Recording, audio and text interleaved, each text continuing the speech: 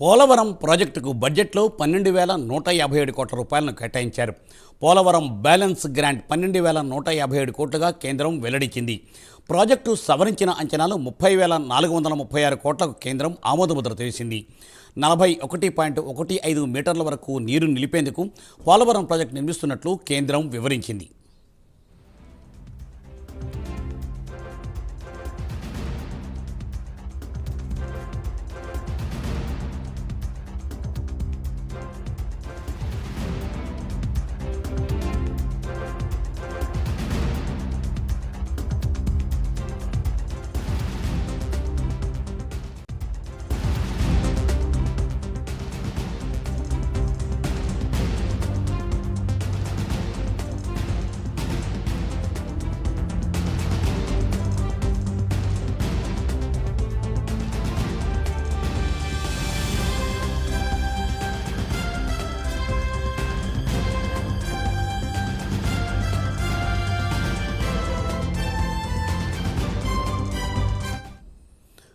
పోలవరం ప్రాజెక్టుకు బడ్జెట్లో 12,157 కోట్ల రూపాయలను కేటాయించారు. పోలవరం బ్యాలెన్స్ గ్రాంట్ 12,157 కోట్లుగా కేంద్రం తెలిపింది. ప్రాజెక్టు సవరించిన అంచనాలు 30,436 కోట్లకు కేంద్రం ఆమోదముద్ర వేసింది. 41.15 మీటర్ల వరకు నీటిని నిలిపేందుకు పోలవరం ప్రాజెక్టు నిర్మిస్తున్నట్లు కేంద్రం వివరించింది.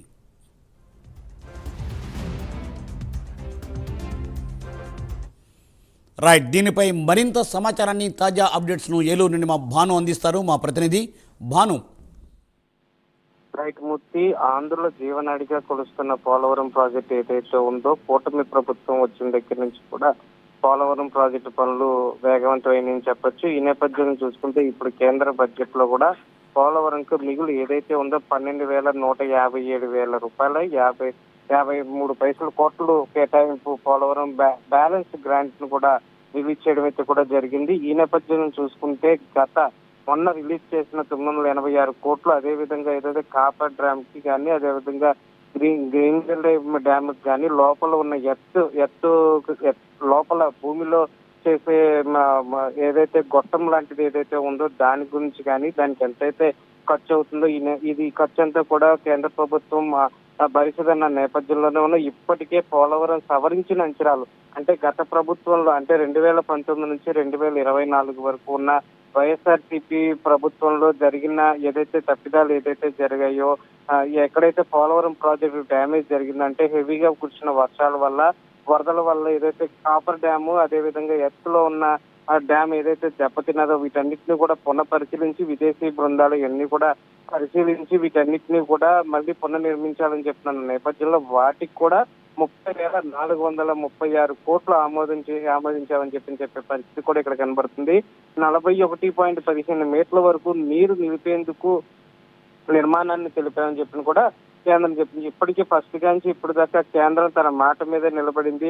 పోలవరానికి సంబంధించిన అంటే డిప్యూటీ సీఎం ఎవరైతే ఉన్నారో పవన్ కళ్యాణ్ కూటమి ప్రభుత్వం రాకముందు ఏదైతే ఈ పోలవరంకి సంబంధించిన నియోజకవర్గానికి సంబంధించిన లేకపోతే ప్రాజెక్టుకు సంబంధించిన ఎన్నికల ప్రచారంలో కూడా ఖచ్చితంగా పోలవరం ప్రాజెక్టుని మా ప్రభుత్వం మా అధికారంలోకి వస్తే ఖచ్చితంగా మేము పూర్తి చేస్తామని చెప్పారు. ఈ నేపథ్యంలో కేంద్రంతో కూడా పవన్ కళ్యాణ్ పూర్తిగా దీని మీద సమీక్షించి దీని మీద ఇప్పుడు ఇంత గ్రాంట్ రావడానికి కూడా ఆయన ఒక కారణం అని కూడా చెప్పొచ్చు. మరోపక్క చూసుకుంటే ఏదైతే మళ్ళీ విదేశీ నిపుణులను ఇంకోసారి పునఃపరిశీలించి ప్రాజెక్ట్ ఏ విధంగా ముందుకు తీసుకెళ్లాలి, ఎంత వేగవంతంగా చేయాలంటే ఇప్పటికే చంద్రబాబు నాయుడు 2 సార్లు కూటమి ప్రభుత్వం వచ్చిన తర్వాత 2 సార్లు ఆయన పోలవరం ప్రాజెక్టును సందర్శించే పరిస్థితి అయితే ఉంది. ఇక్కడ కూడా ఈ పోలవరం ప్రాజెక్టుకి సంబంధించిన ఇంకా ఎటువంటి మార్పులు చేయాలి, ఇంకా వేగవంతం చేయడానికి ఏ విధమైన చర్యలు తీసుకుంటే బాగుంటుందని చెప్పి ఇప్పటికే ఇరిగేషన్ శాఖ మంత్రి నిమ్మల రామానాయుడు కూడా ప్రతిరోజు నిత్యం కూడా అధికారులతో, అదేవిధంగా కాంట్రాక్టులు ఏదైతే మెగా కాంట్రాక్టులు ఎవరైతే ఉన్నారో